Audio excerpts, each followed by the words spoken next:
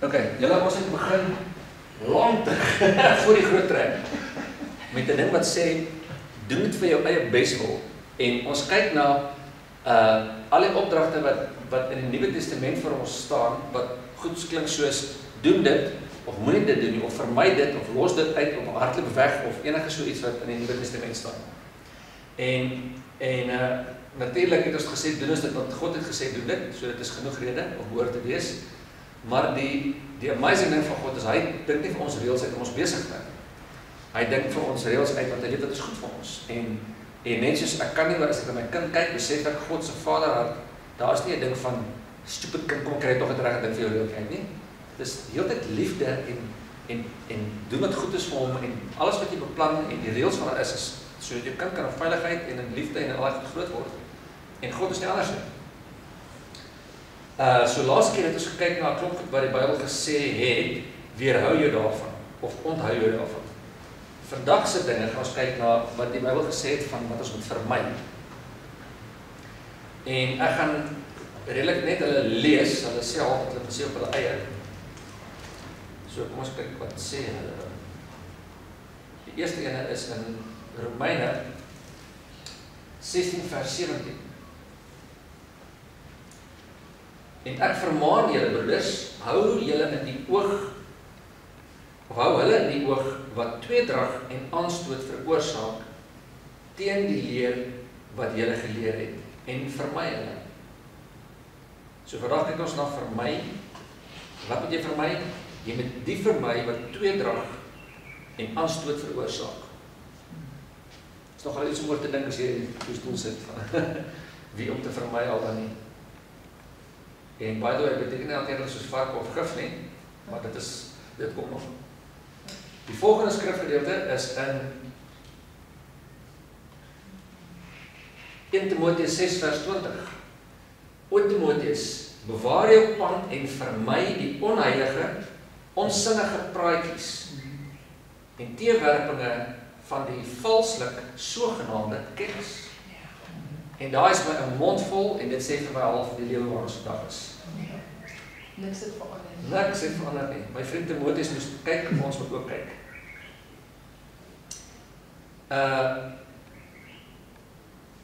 So daar vir Timoteus het gesê onheilige onsinnige praatjies wat jy moet vermy en die valse kennis.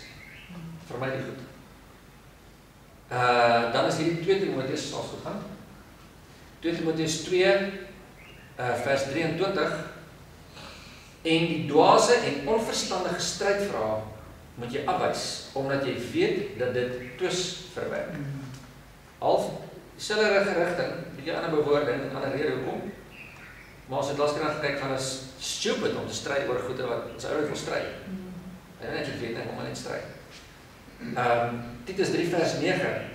Maar vermy dwaase strydvrae, klaar sal is die vorige ene.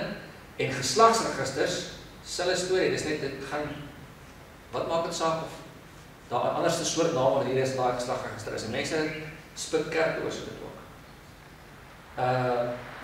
En twis en stryery oor die wet ewen. Want die wet word opgesom het ons laas keer gesê in een ding. Jy mekaar lief. So as jy dit kan doen, is al die stryery nie nodig nie. Want dit is nutteloos en doelloos. So in Titus 3 is daar 3 goede, die dwaase en onverstandige strydvrae, die geslagsregisters en twis en stryery oor die wet. Die interessante ding van al die punte is, dit voel soos oorkoepelend gaan dit oor stry of wat die waarheid al dan nie die waarheid sal wees nie. Alles is iets in daai lyn. En dit sou fantasties gewees het as mens net kon sê, wel, die Nuwe Testament sê dis dom om dit te doen, los dit net uit en ons sê okay, ons los dit uit. Maar die meeste van die tyd werk dit nie so nie. Dis min des dat jy vir iemand kan sê, man, God se woord sê los hierdie goed en hulle sê okay, kom ons los dit. Oor algemeen is daar 'n bietjie meer as net een vraag daaroor. En ek self moet ek vir sê vra. So wat ek vandag oor gaan praat julle is toe actually glad nie hierdie spesifieke skrifgedeeltes nie. Dis die hele oorkoepelende tema van my van die waarheid en hoekom God sal sê los die vals kennis uit en al daai goede want dit is die groot ding om hier staan in my kop wat in die gang is in die wêreld Of een van die groot dinge. En ek wil kyk na een soort saak van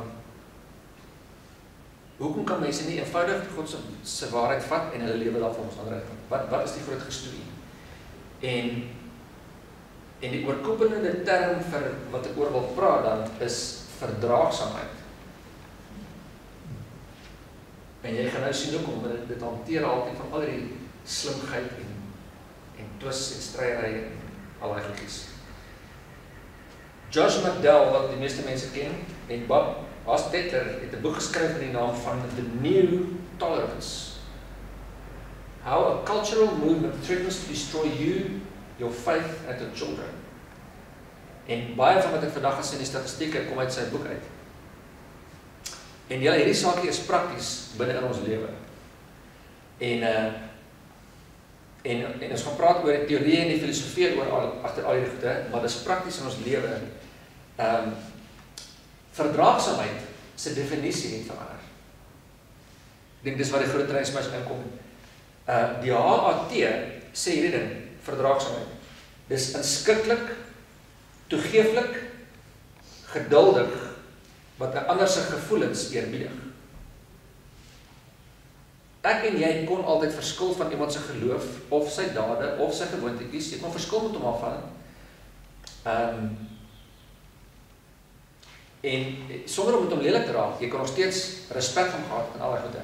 Ten spyte van die feit dat jy glad saamstem met wat hy doen of is. Dit kom ons altyd doen. Want dis wat die Woordeboekie sê, dis wat die woord verdraagsaam beteken. Webster's dictionary sê, tolerance beteken to recognize and respect others' beliefs, practices, etc. without sharing them, and to bear up or put up with someone or something not especially liked. So jy het hierdie buurman, hy is besig met allerlei jou opinie van praktyk in sy erf. En jy kan heeltemal laat, jy kan gaan aansoek doen die stadsraad dat hulle asseblief om sê stop jou twakkie agter, die laaste wat jy doen is nie reg nie. Sonder dat jy issue met die ou noodwendigheid, verstaan jy nie soos 'n vark hanteer of sleg om te dink, omdat hy heeltemal iets anders te is as wat jy in glo en dink is reg nie. 'n Mens kon dit doen en die mense het dit genoem verdraagsaamheid. You bear up or put up with it. Maar dit het verander. As jy het eers aan die woord verdraagsaam hoor en jy is 'n Christen, as jy pret my slaan poef. Want ons word hoofsaaklik beskuldig van onverdraagsaamheid. En hier is 'n paar voorbeelde net van wat nou op hierdie stadium in ons huise en skole en omgewings aan die gang is, net dat jy kan sien, want toe ek hierdie prakties begin deurdink en dink aan alles, die rede hoekom my toe nou vang en hoekom ek besluit het om hieroor te praat op die rig van daai skrifgedeeltes is net, ons is almal al 'n ruk lank Christene. Daar's nie meer groot issues van bestaan die Here of verduidelik maar hierdie ding of doop of ons is redelik gesorg met daai gedeeltes. Maar ek het myself check op sulke goed, want dit is 'n wêreldbeskouing wat insluit in jou lewe in as jy nie van kyk nie. Die ding van verdraagsaamheid. So hoe lyk dit prakties? Jy mag jou kind groot met pragtige Christelike beginsels en jy stuur na universiteit toe om te gaan mooi dinge leer en 'n goeie toekoms te hê en op universiteit ontmoet sy Mr. Perfect.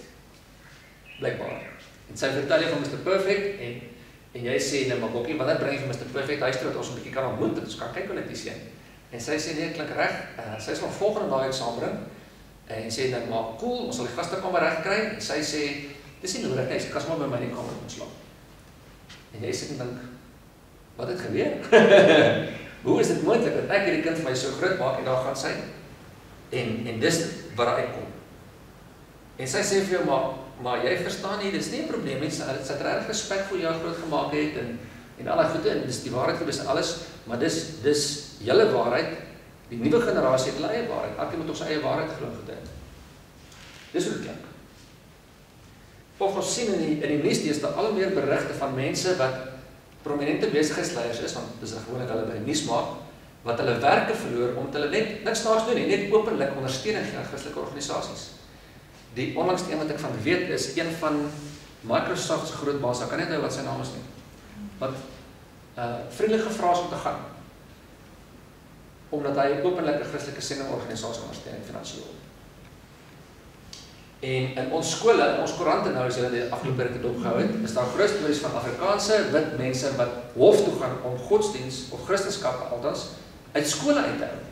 Dit klink soos, kan nie wees nie, dis ons eie volkie. Dis wat in die gang is, want ons Christene is onverdraagsaam teenoor ander gelowiges. In Amerika is daar 'n vrou Beverly Snell, nou baie van hulle gekom uit Amerika, baie van hulle ons in, maar dit is 'n Amerikaanse boek gewees. En sy het in Amerika 'n $8 advertensie geplaas in 'n koerant om te sê, I'm looking for a mature Christian handyman. Sy is met $8,000 beboet vir seksuele en godsdienstige diskriminasie, omdat sy durf praat vir 'n man. Dis hoe belaglik dit is, julle. En in ons land op die stadium is daar sprake van, as jy 'n dominee of pastoor of iets soos dit is, en jy wil 'n troulisensie kry, moet jy, dis soos jy moet enige ding trou. Enige spesie, enige geslag, enige ding, enigiets. As daar 2 goede aanstap as jy hulle wil trou, dan moet jy hulle trou. Ongeag van wat hulle ding glo of enigiets. Anders dan gaan jy nie 'n troulisensie kan kry nie. So dit is waar die goed in die gang is, en dit voel of die wêreld nie net meer apaties staan teenoor Christendom, en dit voel of hulle soos 'n openlik verhandig is teenoor dit. En hoe gebeur dit dat iets soos verdraagsaamheid juis soveel breiding en vyandskap veroorsaak, en jou werk in gevaar stel, en jou kind victimiseer by die skool? Hoe gebeur dit? Dis dan supposed om verdraagsaam te wees. En die rede is, daar is 2 tipes verdraagsaamheid is daar. Die een is wat die Woordeboek gesê het van die ou dae,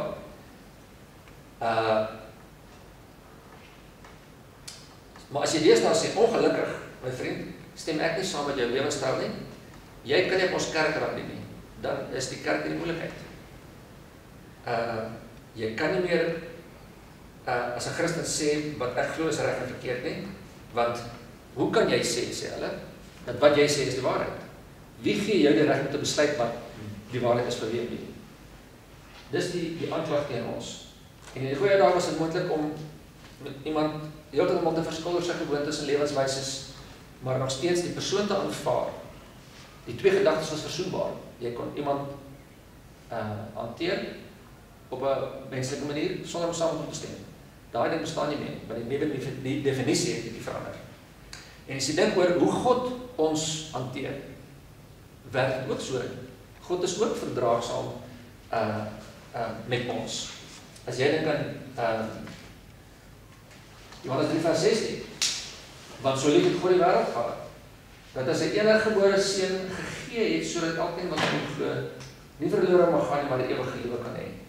Die oomblik toe God sterf vir hierdie wêreld, wat hy so lief het, daai oomblik is die wêreld vrot van die sonde. God het 'n manier gehad om te kom kyk na die mense en hulle lief te hê. Hoe voel hy oor die sonde? Hy haat dit. Maar hy kan 'n onderskeid maak. En dis die hele punt van God se sending aan ons toe met Jesus was, ek kan jou sien en ek het jou lief, ek haat wat jy doen, ek gaan 'n plan maak daarmee. En dit was versoenbaar met die terme wat in die Woordeboek nog staan. So dit het beteken, jy kon met iemand verskil op omtrent enige vlak, maar hom steeds as persoon respekteer. En geduld met hom hê. En dis ook wat Paulus bedoel, dink ek. Toe hy skryf in 1 Korintiërs 13 van hoe liefde is, vers 7, liefde bedek alles, dit glo alles, dit hoop alles, dit verdra alles. Dan stem nie alles saam nie, maar dit kan alles verdra. So kan dit doen. En dan weer as dit moontlik is, so ver as dit van jou afhang, leef in vrede met jou mense. Dis reg, ek sê, as dit moontlik is van jou, en lewe jy vrede met alle mense, jy kan saam mense oor die weg, en mense oor die weg in die leven skop. Ek wil jou weg doen. Romeine 15 vers 7, neem daarom mekaar aan, soos Christus ons ook aangeneem het, tot die heiligheid van God. Weens Christus kom en bestel vir jou sonde, maar jou liefde aanvaar, is contact te maak met die sonde. Hy sê vir jou as hy voorbeeld, soos Christus, en neem mekaar. Galasiërs 6 vers 10. Laat ons dan terwyl ons geleentheid het aan almal goed doen, maar die meeste aan die huisgemeente van die geloof. So ek sê, as ek geleentheid het om iemand goed te doen,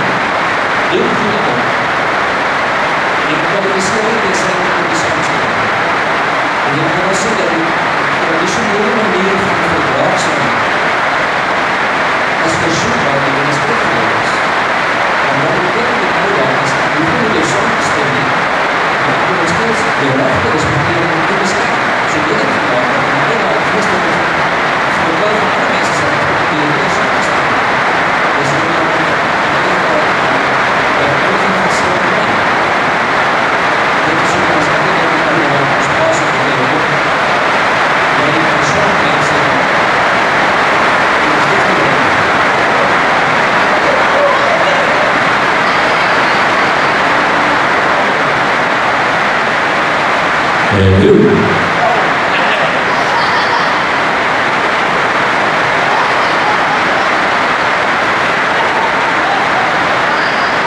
Wonderlikheid van die sin. Okay, so in die ou dae kon jy verskil van mense, maar omdat die woord sê, as jy geleentheid kry om aan iemand goed te doen, dan doen jy dit. En jy hoef nie met hom saam te stem om te respekteer as 'n mens nie. En Christus beklei vir die beëindiging van slawerny en as ek maar dink, ek kom met 'n plaas agtergrond. My pa het die ouens wat weer werk op die plaas,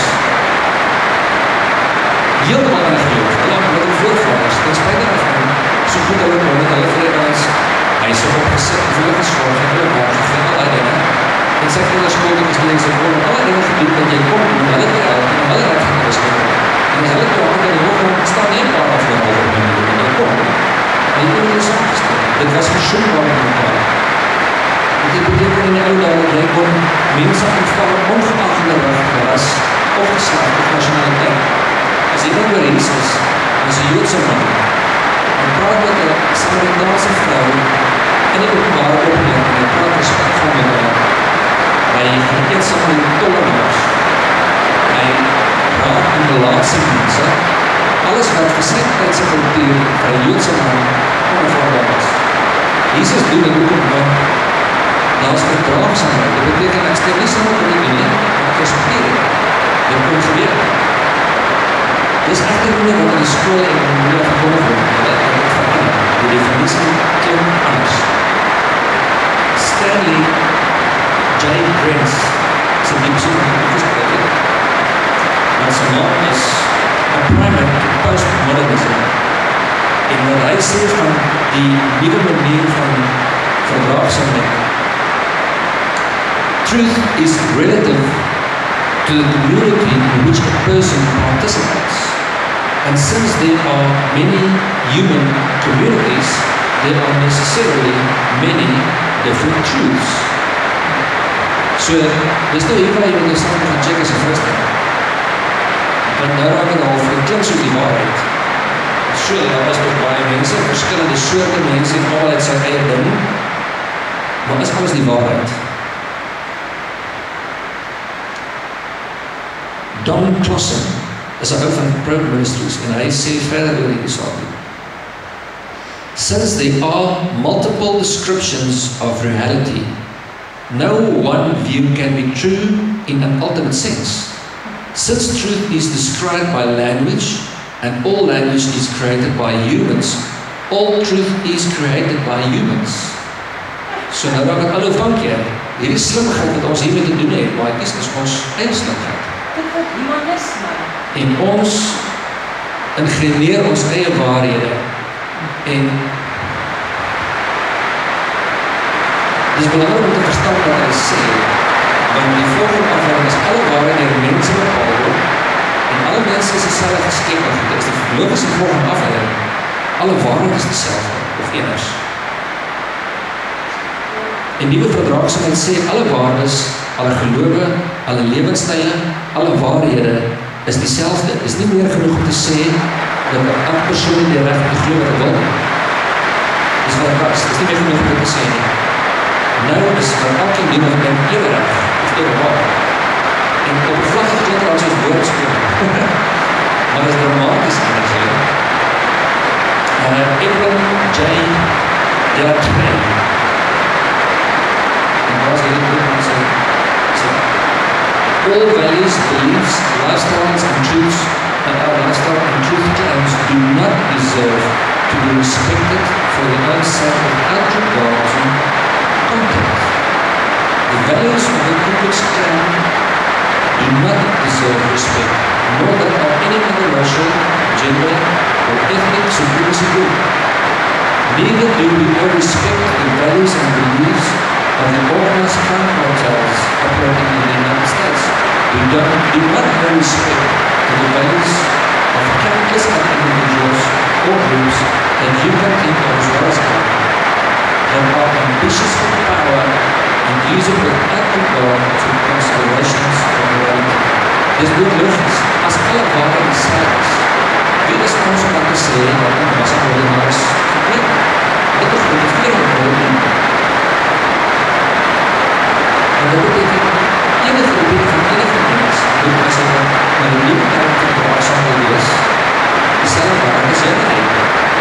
dit stel weer in alles toe. Dit beteken elke godsdienst in die saam is uitgaan.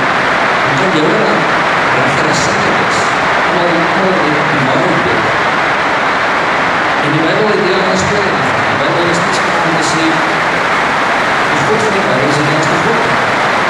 En dit moet nie verstaan. Maar die Here is waarlik God. Hy is die lewende God en die ewige God. Daar is nie die klop en die goeie en die waarde en dit sê, al God sy woord is waar, in Psalm 119. Die hele inhoud van die woord is waarheid. Al die rechtvaardige verordeningen en stuk en ewige waarheid. Het is nie dan wat community besluit waar hy wil vry. Deuteronomium 6 vers 18 sê, daar en jy moet doen wat reg en goed is in die oog van die Here, dat het met die goed kan gaan. Daar is goed wat reg is, daar is goed wat verkeerd is in die oog van die Here sê. Dit is nie anker as een waarheid nie wat my besluit en sê vir die wat reg is. En hierdie is nie die opinie van die Here of van Christen. Hierdie wat hulle hier gesê het, is die opinie van God wat oor alle kulture heers. Is nou nie Amerikaanse navorsing, maar ons is probably nie ver agter nie. Hulle het navorsing gedoen onder evangelistische kerke en net 'n bietjie minder as die helfte van mense wat op aftree ouderdom is, glo daar is 'n onveranderde etiese standaard van reg en verkeerd. Net bietjie minder as die helfte van ou mense. Van mense onder 35, dis al amper miljardige mense, van mense tussen 18 en 35, 80% van hulle glo, dat is nie 'n vaste reël nie. Daar is nie 'n onveranderde etiese standaard van reg en verkeerd nie. Wat is die uiteinde van so 'n sisteem waar kritiek nie net verbied word nie, maar waar die goedkeuring en aanvaarding van alle waardes en gelowe en lewenstyle en waarhede verwag word? Want dit is wat die nuwe toleransie ding sê vir jou. Jy kan nie net van iemand verskil en hom respekteer nie. Jy moet dit wat die verskil is kan respekteer. Jy moet saamstem met wat hy doen. Anders is jy onverdraagsaam.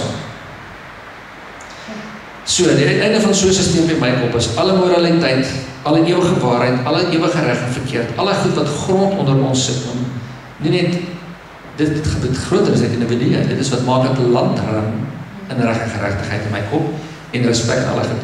Al daai goed wat vir ewig en vastgestaan het, vlieg by die deur uit. So lyk dit dan prakties. Hier is wat ons nou mee sit, maatjies. Jy sit met studente wat in 'n klas sit en hulle hoor iets soos die Holocaust en soveel mense is doodgemaak vir iets. En hulle sê ja, dis baie reg gedoen het, maar hulle kan nie 'n morele judgment maak oor iemand wat miljoene mense doodmaak nie. Hulle kan nie, want wie sê hy is verkeerd? Dit beteken jou kind sit in 'n skool waar hy geleer moet word van die positiewe effekte van al die verskillende soort gesinssamenstellings wat jy deesdae kan kry. Van jy kan 'n mamma en 'n mamma is 'n mamma en 'n pappa. Jy kan enige ding kry en as voordele daaraan vir die kind. Dis wat hulle nou moet leer. Want die samelewing waarin ons bevind het besluit, dis die waarheid van nou. Hulle word geleer dat alle geloof verskillende paadjies is na dieselfde God. Hoekom? Samelewing het so besluit. God het nie so gedink nie. Hulle word geleer van hulle verantwoordelikheid en hulle seksuele lewe, wat ek lees hierdie in die Koran, dit word nou op hierdie stadium in ons land wetlik verander na 12 jaar geluk op toe.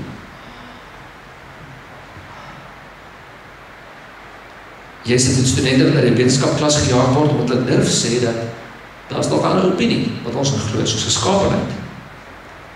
Verpleegsters wat geplan word om terapeutiese wat hulle noem aborsies te doen, as deel van hulle goed, alhoewel hulle sê, kan nie, stem nie saam mee nie. Werkers word gestuur vir psigoanalise, omdat hulle met hulle medewerkers praat oor godsdienst. Nou die lewe gaan net interessanter en waarskynlik moeiliker word vir ons kerkie, en vir ons, en vir elke wat besluit, glo die woord van jou nie. En ons wil asseblief ons lewens vir ons terug. So, jy mag dan, net soos ek ook maar, wonder, hoekom mense wat so aangaan oor verdraagsaamheid dan so onverdraagsaam is oor spesifiek Christendom en Jode. Hoekom? En vir die antwoord daarvoor moet jy terugkom volgende week. Want ek gaan nie stop. Maar dit is die ding van net, daar is 'n verskywing en die jong mense, moet jy mooi hoor wat hulle sê, want dit klink amper reg, maar as 'n groot skuif. Wat maak dat mense net kom sê vir jou, maar ons moet ons eie dingetjie doen, dis toch hoe dit werk. Dit het ingeslyp op alle vlakke en is vrot in die kerk. En so volgende week wil ek kyk na die verandering wat gekom het. Dis die volgende stukkie wat gaan basies oor postmodernisme en die skei wat gebeur het van die ou dae was alles gebaseer op God het die ewige waarheid en hy het dit vir ons gegee, het vir ons gekommunikeer. Ons het dit gevat en het gedoen, so maklik so dit. Toe kom modernisme, wat ek nog myself moet opcheck, dis waar ek my kopie moet check. Na totaal ding was nou is dit ek glad nie verstaan nie, wat die postmodernisme is. Ek sien dit en ek skud my kop, maar hulle, my ouders sê op, my oerouers het hulle kop geskud oor modernisme. Want daar is geen vaste ding, dis die gou standaard wat gelig is. Jy kan nou geld print as jy dink jy ekonomie se moontlikheid. Druk ek nog geld is. Dis 'n manier om dit te doen. Hoekom? Die samelewing sê so. Een of ander het 'n slim boek geskryf in die 60s en gesê jy kan jou ekonomie aanwakker of bietjie laat aftrek as dit te warm word. Jy kan dit alles doen as jy die geld ontkoppel van 'n standaard. En dis dieselfde ding wat ons gebeur geestelik. Toe die mense self gaan losmaak het van 'n ewige standaard, 'n ewige waarheid van hierdie is eties en moreel die waarheid. Vergeet van jy is 'n kindjie van die Here en hy het gesê en hy het die beste vir jou gedagte, net bloot om 'n land en 'n aardbol in die gang te hou op die regte manier. Het God vir ons hierdie goed gegee om te doen, is die beste plan. Het hulle gesê, ons gaan besluit van ons dink al hierdie goed uit te doen. En dis wat die Bybel gesê het van, vermy dit. Dis twak die waarheid wat hulle vir jou probeer verkondig. Dit is vals kennis. Vermy dit. Nou maar, kom ons bidde. Here, ons het nodig elke nou dat dit net ons gedagtes oorkyk. Ons is so gefokus op, dink ek baie keer, oor ons optredes en wat ons doen en wat ons sê en al die dinge wat niks meer verkeerd is nie.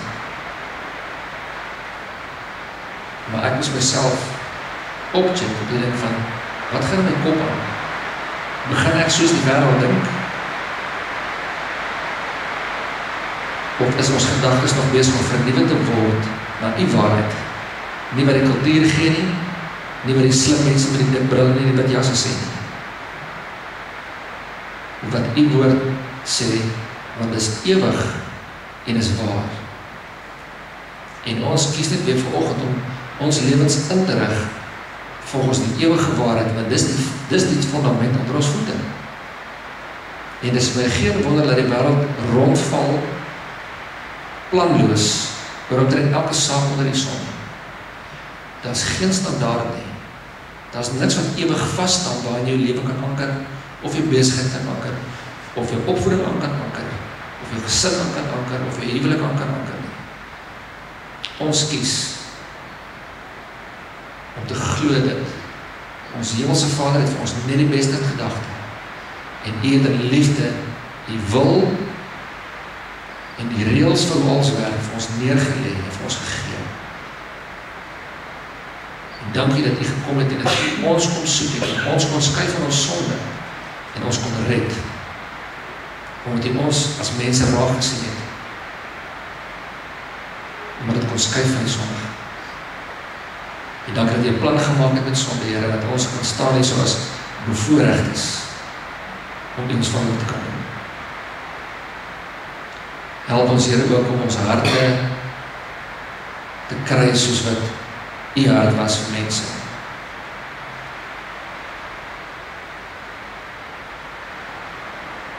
Om optrede en lewenstyle en nie goed te keer nie, maar nog steeds respek vir mense te hê en met liefde te hanteer.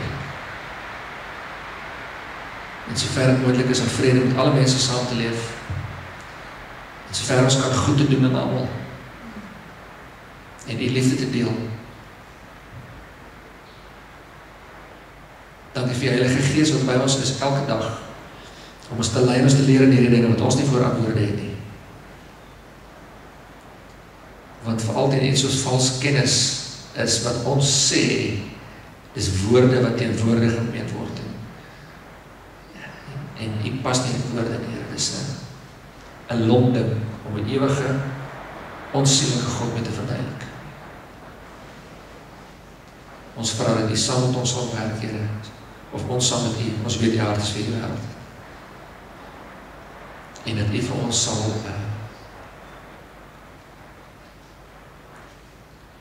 laat 'n impak maak hier waar ons nou is, in die omgewing, en dit wat U vir ons beplan het as 'n bediening. Dankie dat ons niks aan ons eie krag hoef te probeer doen nie, want ons sal dit nie maak nie, ek het nie 'n antwoord vir U gehad nie. Maar dankie dat U het.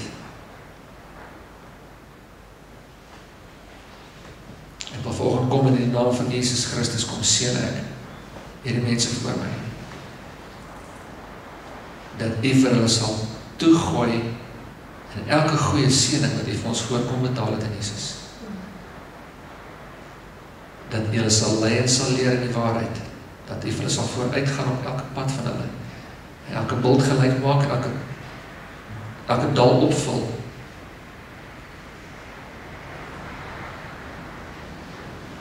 Ek bid vir hulle genesing en goddelike, bonatuurlike gesondheid.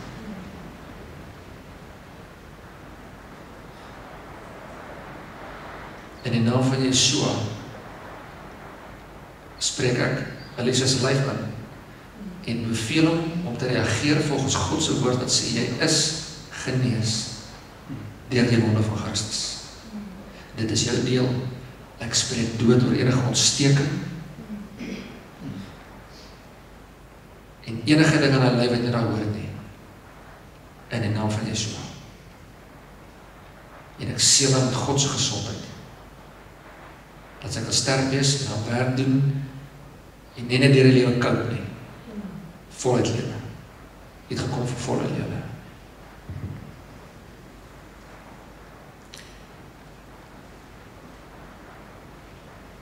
Dankie Here, ons rus in U. En ons gaan in hierdie week in wat kom saam met U. En ons doen dit omdat ons bevoorreg genoeg is om U papa te kan doen. In Jesus se naam, amen.